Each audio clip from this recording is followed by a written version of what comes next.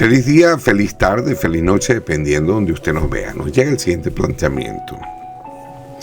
Tengo un familiar que ha sido deportado por esta ley de extranjeros y él es venezolano, no tuvo derecho a la defensa, según plantea el familiar. Estaba en Estados Unidos, lo deportan a El Salvador. Dice la familia, no tiene antecedentes, ¿qué puedo hacer?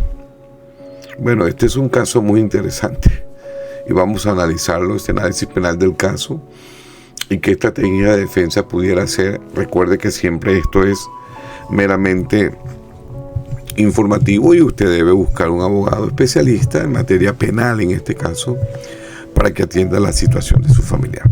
En este orden de ideas, este caso presenta una compleja intersección entre el derecho penal, el derecho internacional y los derechos humanos, lo que requiere en consecuencia una estrategia de defensa sólida y bien clara que va a manejarse ante diferentes instancias.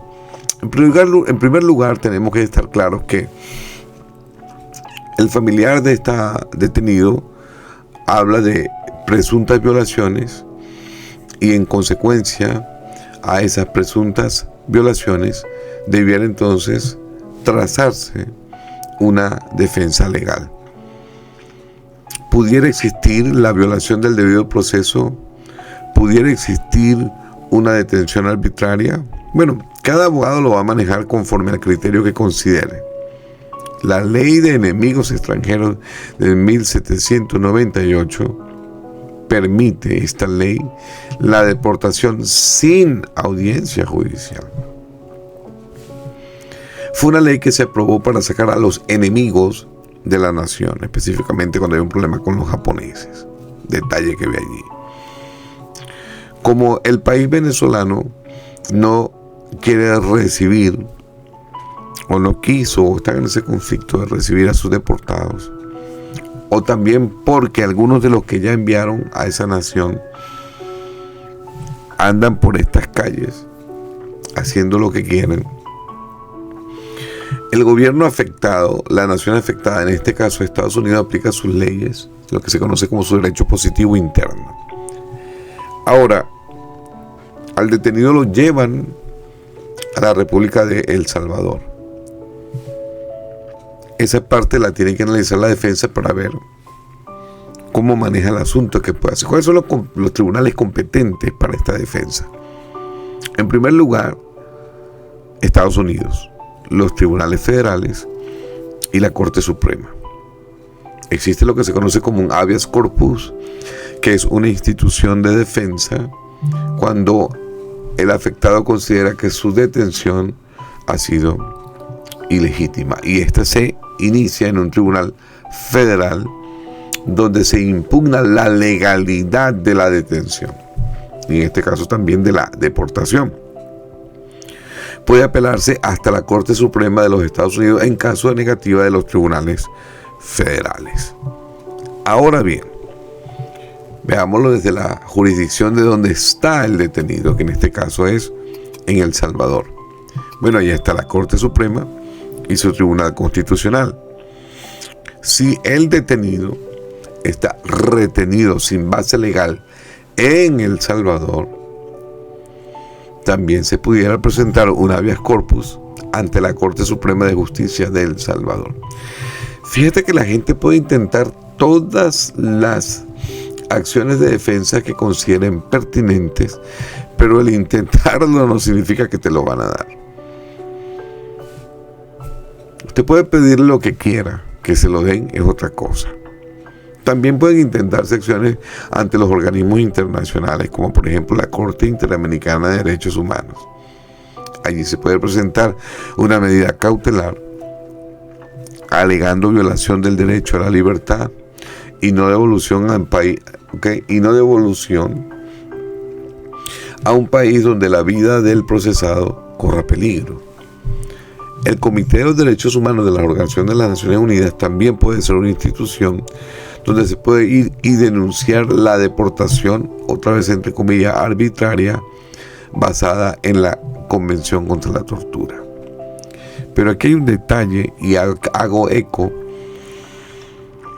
del planteamiento del presidente Bukele en El Salvador. Estas instituciones internacionales hablan de derechos humanos, pero del victimario, no de la víctima. ¿Cuánto tiempo se dura una causa en la Corte Penal Internacional donde se denuncian delitos de lesa humanidad, etcétera, etcétera? Ahí están jugando a la pelota. No se sabe si es fútbol o voleibol, porque son instituciones de manos muertas que no dan un resultado inmediato a la situación que se presenta. Ahora bien, ¿quién puede representar a este detenido? En los Estados Unidos, un abogado con licencia especializado en derecho penal y migratorio para que te imponga los recursos en tribunales federales. En El Salvador, un abogado salvadoreño con licencia para ejercer en El Salvador para representar al detenido ante la Corte Suprema salvadoreña. En las instancias internacionales, un abogado especializado en derechos humanos que pueda litigar ante la Corte Interamericana de los Derechos Humanos y en la Organización de las Naciones Unidas.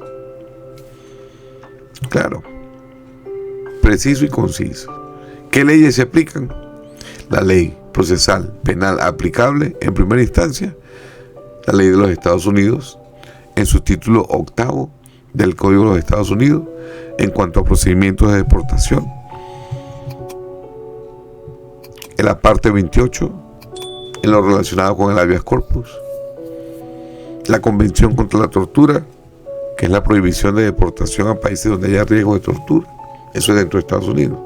Ahora en El Salvador, el Código Procesal Penal de El Salvador, en su sección contra detenciones arbitrarias, la Constitución de El Salvador, protección de los derechos fundamentales.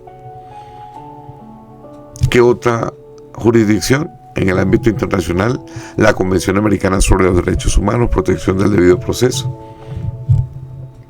Convención contra la Tortura, esto es, no devolución a países peligrosos. Entonces, cuando hay múltiples frentes, en caso de abordarse múltiples frentes, en primer lugar, en Estados Unidos, impugnando la deportación mediante el habeas corpus, en El Salvador, exigiendo la liberación si la detención es arbitraria, y en los organismos internacionales denunciando violaciones a los derechos humanos. Entonces la defensa requerirá abogados estadounidenses, abogados salvadoreños e internacionales, según la jurisdicción donde se vaya a litigar. El país de los Estados Unidos, para que le quede claro, es un país que cuida muy bien todas sus acciones y no va a sacar a lo loco una ley para hacer algo que quede expuesto a situaciones que luego lo puedan colocar en tela de juicio. Aunque en este momento, en un momento donde ya hay una ley que tiene que ver con una protección frente a un enemigo de los Estados Unidos, esta ley del 1798, otra vez te lo aclaro, permite la deportación sin audiencia judicial. Lo recomendable en este caso es que si usted tiene un familiar que está en esas condiciones, sepa que hay múltiples jurisdicciones, múltiples frentes donde debe ser atacado, porque El Salvador dice, espérate, yo tengo un contrato de reclusión que firmé como país soberano con Estados Unidos. Mi conexión no tiene que ver con el procesado en cuanto a la toma de decisiones de libertad o no. Yo tengo un contrato de cuidar. Tengo aquí un daycare para tenerlos acá porque Venezuela no los recibe o porque Estados Unidos no lo que sea. Los países son soberanos en las tomas de sus decisiones. Entonces, cuando tienes múltiples frentes, tienes que determinar exactamente dónde vas a actuar para que la decisión de ese país tenga efecto en el otro país. Entonces, cuando nos encontramos con este tipo de legislación, que dicho sea de paso, se informó. Y uno siempre le dice a los jóvenes o a aquellas personas que piensan que pueden llegar a una nación a actuar como vivían en su país. No es así. Tienes que entender que a donde vayas, tienes que hacer como ves, respetar la ley, hacer las cosas como son. Entiéndanlo. La ciudadanía americana ha sido afectada por la actuación de estos individuos que dicen ser parte de ese grupo Tren de Aragua, en el caso del venezolano, o por los maras, etcétera, etcétera, porque esos grupos, de acuerdo a lo que manejan las evidencias y está señalado por los tribunales, han sido victimarios, parte activa en la ejecución de un crimen. Entonces, quien mata a plomo no va a morir a sombrerazos. Acaba de salir una legislación, o sea, se mandó al Congreso y se está esperando su aprobación, para que toda aquella persona, victimario, atacante, que le quite la vida a un funcionario del gobierno de los Estados Unidos, a un policía, todo eso, va a tener ese mismo final. O sea, lo están aclarando, lo están diciendo. Entonces, camine por la línea. ¿Cómo es posible que un inmigrante venga, infrinja la ley y entonces tenga que la nación americana mantenerlo 3 comidas, mañana, tarde y noche, agua, luz? Son personas que son desadaptados sociales. Sus propios países no los quieren recibir. Entonces, Estados Unidos tiene que resolver su situación interna. Bueno, que todo aquel que comete un delito tiene derecho a la defensa, seguramente que sí. Pero si la ley señala lo que señala y fue establecido en la legislación americana, punto, sufrirán las consecuencias. ¿Por qué no vas a hacer eso en Rusia, por ejemplo? ¿O por qué no vas a hacer eso en Malasia, en las Filipinas? O en Corea del Norte, donde se encuentran a alguien, es un juicio expedito y sumario y para la eternidad. ¿Por qué no vas? O sea, entonces, ¿por qué tiene Estados Unidos que soportar, sostener, mantener a personas así? Y por ejemplo, un habeas corpus, para que tenga una idea en costo, ojo, y me quedo chiquito en la estimación de honorarios profesionales. Para presentar un habeas corpus en la Corte del Distrito Federal, por ejemplo, estoy hablando de Estados Unidos, como mínimo serían unos $25,000. Como mínimo, la presentación. Si esa corte dice que no y tienes que apelar, súmale a eso otro tanto más de unos $35,000.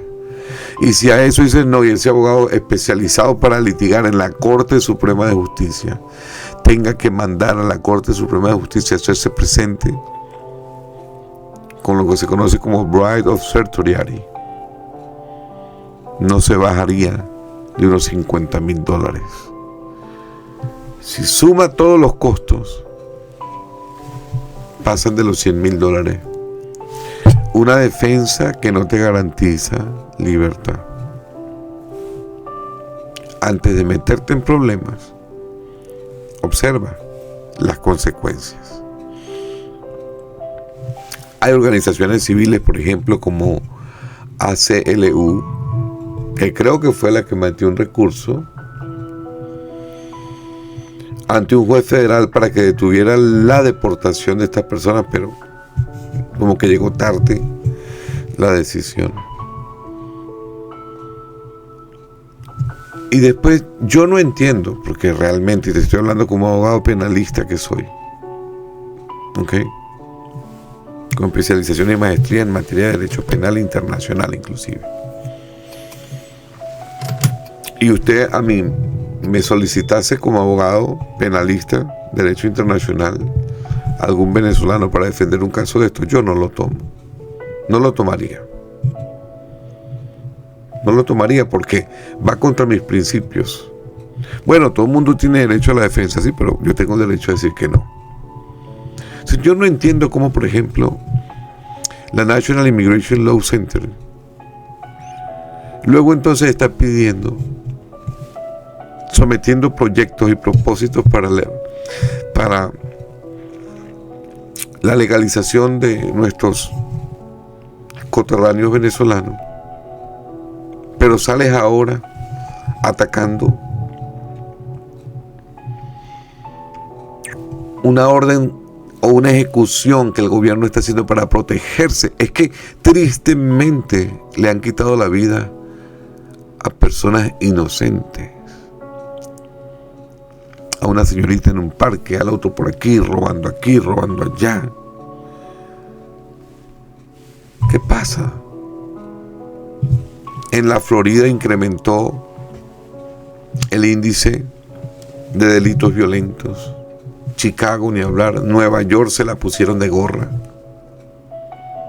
Así, de forma descarada. Mira, y malandreando que yo te estoy grabando y tal, y no sé qué te pasa, pero ven acá, como dice mi amigo dominicano, ¿qué es lo que está pasando? No, mi hermano, aquí hay orden. Entonces, estas instituciones, que son asociaciones de derechos civiles, que aparecen defendiendo a este tipo de acciones, que realmente no es una defensa contra el afectado, sino un ataque contra la aplicación de la justicia, que es diferente. Entonces, vamos a poner orden a las cosas. Pero por supuesto, todo el mundo tiene derecho a una defensa, sí, claro. Pero la víctima tiene derecho también, los familiares. Que haya orden. Huimos de nuestros países por la causa de la violencia, por lo que sea, por problemas políticos, por cuestiones. Entonces ahora traspolan toda esa criminalidad a los Estados Unidos. Yo escuché una vez, eso lo escuché yo por las redes sociales, por la noticia, cuando nos amenazaban diciendo que por ahí les va la furia bolivariana por la América Latina. ¿Qué creen ahí? Que aquí son gafos. Que aquí no, muchachos, esa no es la manera. O sea, cuando ya hay un proceso de leyes establecido, vamos a cumplir las cosas como son. Entonces, si usted está pensando en un habeas corpus dentro de los Estados Unidos para una defensa, que es donde inicialmente considero que debe hacerse, porque El Salvador es un país que está recibiendo en materia de un contrato, un convenio, y alguien puede llegar a El Salvador y meter un habeas corpus, pero la jurisdicción inicial está en Estados Unidos, ¿no? Sepa que va a necesitar una cantidad de dinero bien sustancial. ¿Ok? ¿Qué puede hacer un abogado venezolano en esta estrategia de defensa? Bueno, en primer lugar, tiene que entender la jurisdicción. El caso involucra a 3 países. Involucra a Estados Unidos, involucra a El Salvador, y en el caso de Venezuela, por ser el país de origen del detenido, está ahí involucrado también, porque no aceptó inclusive la deportación. Pero quiero que te quede claro que el derecho penal y procesal se rige por el principio de territorialidad, lo que significa que las leyes de cada país solo se aplican dentro de su territorio, salvo excepciones del derecho internacional. Entonces, ¿pudiera un abogado venezolano entrar a litigar en este caso? Bueno, permíteme explicarte. Un abogado venezolano, si no tiene licencia para litigar en tribunales estadounidenses, no podría presentar un habeas corpus ni impugnar la deportación en cortes federales. En cuanto al país de El Salvador, es la misma circunstancia. Los tribunales salvadoreños solo aceptan abogados con licencias en El Salvador para presentar recursos como el habeas corpus. Entonces, No hay jurisdicción venezolana en Estados Unidos, como tampoco la hay en El Salvador. Venezuela no tiene jurisdicción sobre cárceles en Estados Unidos ni sobre procesos en El Salvador. En tal sentido, un abogado venezolano podría actuar como asesor externo únicamente. Sin embargo, no tendría legitimidad procesal para representar al detenido en los tribunales estadounidenses o salvadoreños. Esa es la situación real. Y termino con esta expresión: póngase las pilas, que lo que viene es joropo. Este país no se lo van a llevar los criminales ni los que piensan utilizar su sistema financiero. Hace años, cuando recién comenzaba TikTok, levanté un video que después lo bloquearon, no se lo eliminaron, donde les explicaba con lujo de detalles la cantidad de militares venezolanos viviendo aquí, con sus rangos, con sus familias, con los estados, ciudades donde vivían, con los hijos donde estaban estudiando, que estaban estudiando, las inversiones que habían hecho, todo. Bueno, tristemente hasta la madre del difunto, quien presuntamente ya ha sido deportada. Entiendan, esta nación es una nación de leyes y se respeta. Por supuesto, hay derecho a la defensa cuando tú estás en una situación donde tus derechos son vulnerados, pero cuando ya tú mataste a alguien, cuando ya tú estás en otra onda, entonces nos encontramos en una condición de guerra. Quiero concluir diciéndote que la jurisdicción del juicio y la jurisdicción carcelaria son las que determinan qué abogados pueden litigar en el caso. En este escenario de estas deportaciones masivas, la jurisdicción queda en Estados Unidos y en El Salvador.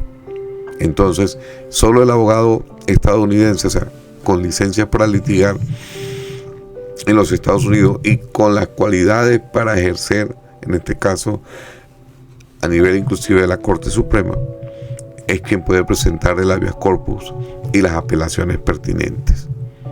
En El Salvador, un abogado salvadoreño debe representar al detenido si enfrenta procedimientos en ese país. Pero entiéndalo, el detenido llegó allá como consecuencia de un procedimiento en otro país. Finalmente, Venezuela no tiene jurisdicción en Estados Unidos ni en El Salvador, por lo que los abogados venezolanos solo podrían actuar en organismos internacionales si está certificado, o en caso de que el deportado llegara a Venezuela, pues ya usted sabe lo que está pasando. Le dan bienvenida, le dan un abrazo, tranquilo papá, que aquí no ha pasado nada, y sigue la rumba y el guaguancó. Entonces, esas son las cosas que estamos viviendo en esta triste realidad. Por eso le vuelvo a decir otra vez con un dicho coloquial venezolano bien interesante, muy jocoso: póngase las alpargatas, que lo que viene es joropo.